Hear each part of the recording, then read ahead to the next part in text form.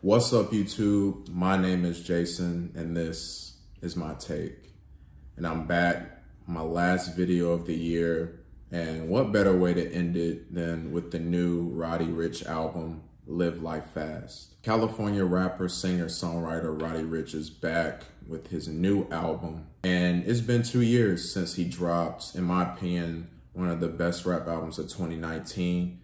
And that being, Please Excuse Me for Being Antisocial. This project really woke me up to the hype that was around Roddy Ricch, and I was a fan immediately. His versatility as an artist, as a rapper and a singer, as well as his delivery was just so unique to me. He can really rap in like a serious, deep tone and then switch it up with some singing as well, and he does it amazingly. And with a project like that, like, from then to now, all I wanted to know was like, what would his next move be? He left such a great impression on his last project, and fans like me were just patiently waiting for his next release. Well, it's been almost exactly 2 years later, and we have Live Life Fast over here. And when I was looking at this also, I was thinking like, this sort of looks like the last album cover of the late great Nipsey Hussle's Victory Lap. And you know, he and Nipsey were really close. But I'm not sure if this was intentional or not, but I thought that that was pretty interesting. So we have this new album, Roddy Ricch, Live Life Fast, and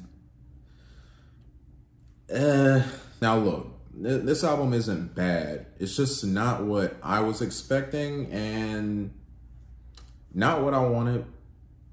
I can't lie to you. On these 18 tracks, it's like we get a combination of so much of what we love about Roddy from a rapping and a singing perspective, but we also just get really weird moments where it just seems like Roddy didn't really just, you know, go for it, didn't really try. Tracks that came off really underwhelming to some tracks that just were not good. And, you know, it really did have me scratching my head. And maybe that's just the strength of, you know, Please Excuse Me for Being Antisocial, because that project top to bottom, you know, is amazing. So, you know, as I have my thoughts here, I am going to continue to listen to this album and really try to separate it from that last project. But when you drop a project so good like that, your expectations are already high, and it's kind of hard not to compare the two. But look, let's jump into some highlights on this album, because there are some noteworthy standouts on this album. The first for me being the song Rollercoastin. I really love how Roddy delivered on this song, especially his singing, and it was just so smooth, especially how he was just saying rollercoastin on that hook. It's just perfect to the ear. Now, one thing that I've noticed in a lot of different projects over the years is that it's those really short songs that end up being some of the best songs on a project. And that's certainly the case for the song Slow It Down that features Ty Dolla and Alex Isley. What more can we say about Ty Dolla that we haven't before? This dude, he takes over on every song that he features on. The way that he sings, the way that he harmonizes, and the layers of his voice, it just sounds like heaven. Like how else do you describe it? And this song was like maybe a minute, and as soon as it cut off, I was just like, Roddy, come on, man, like, need more of that. Like, the song was so beautiful. Another standout for me was the song Murder One that features Fivio Foreign. Love seeing Roddy Ricch teaming up with Kenny Beats, who always provides dope beats. Roddy did his thing, but man, it's Fivio Foreign that stood out by far. This dude, man, I love Fivio Foreign as well. I need to get into projects. I haven't listened to a Fivio Foreign project, but from what I heard on like Nas's First King's Disease to his contributions on Donda, as well as stuff with Pop Smoke, I'm becoming a Fivio fan, and maybe some projects by him that I can get into can really solidify that fandom for sure. I think my favorite song on this project is the song Everything You Need. Roddy was very expressive in how he was delivering from a singing perspective. The vocal, like the chipmunky like vocals that were in the background, really were a great touch to this song that bangs, in my opinion, like a slow banger. I also kind of I liked in that second verse when, you know, he was kind of singing a little bit and then he like quickly switched to like a deeper like rap tone. Like how Roddy does that, it can be like really smooth. And I feel like a lot of people can't pull it off because that switch might be so like sudden and like what was that? But Roddy, like, I love how he does that, and he did it on this song as well. Move to Miami was another standout. The way this song started completely caught me off guard. Like, it was like not a typical Roddy Ricch song. Like for the first like minute, like the drum pattern and how it was going, it felt like really kind of jazzy in a way. And then it just completely switched to a trap beat, which like could have not worked, but it did. And then Lil Baby comes in doing what Lil Baby does, which is just go in and kill it. What more can you expect from him at this point, man? And then right after that, another banger was the song Donna. I love how Roddy and Gunna both flowed on this song. This song was like perfect for Gunna, honestly.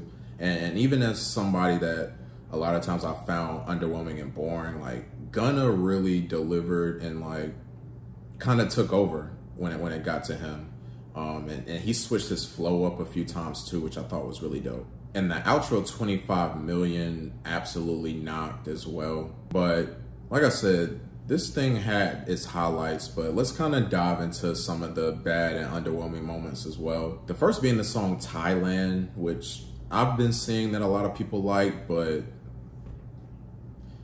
I didn't see it, I guess. I'm kind of just wondering what the purpose of this song was being on the album. You know, like some just like lines that didn't do much. Hot, like some cayenne. I don't know if it was this song or another one where it was like, eat you like some food. It's like, yeah, you do eat food. Another song that was disappointing, which I hated was disappointing, was the song All Good that features Future. This beat it's just so basic. Like, it just didn't do anything for me, and like even a more expressive Future on this track couldn't save it. Crash the Party might have probably been my least favorite song. And how I mentioned Roddy switching his flow up, or not switching his flow, but going from like rapping to singing. He did that on this song too, but like it didn't work because he would go from like a serious tone to like the most high-pitched voice he could do. And it just did not sound good at all, in my opinion. While the song No Way wasn't disappointing as a whole, what did annoy me was, you know, seeing that featuring Jamie Foxx and wondering like, oh, like, are we about to get some singing from him? And no, it's just him at the end of the song telling Roddy to slow it down because you're trying to live life fast. And it does lead into the great song Slow It Down, but it's just like, you could have not put featuring Jamie Foxx and got my hopes up like that, you know? There's a song Late at Night, which, look, I don't have any issues with DJ Mustard. He's clearly a great producer, has had great moments with Ella May and YG, but like, I thought him teaming up with Roddy again, we would get something a little different than what they did last time. I didn't need another High Fashion. Like, High Fashion stands out on its own, like, but this song just didn't sound any different than High Fashion. And like Mustard is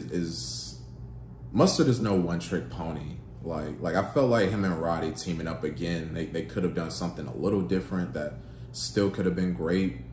So that song was definitely disappointing. A song, in my opinion, that wasn't bad but was truly disappointing was the song Hibachi that features Kodak and 21 Savage. And let me just start by saying this. 21 Savage, in my opinion, as of late, has shown that he can really do no wrong. And without him on this track, this track would suck. Because Roddy didn't do much, in my opinion. And then Kodak just... I feel like this is a normal type of Kodak flow and what he does, but his voice just sounded so weird on here. It just did not fit. And I'm honestly not the biggest Kodak fan. So his vocals on this song just really turned me off and didn't sound right. And seeing both him and 21 featured on this, I got excited. Like, I was curious to see how everyone would mesh together. And like, it was really 21 carrying Roddy and Kodak. and that was disappointing. So look, like I said, like this album wasn't bad. It was just disappointing. You know, when you drop an album as amazing as Please Excuse Me for Being Antisocial, the bar is set so high.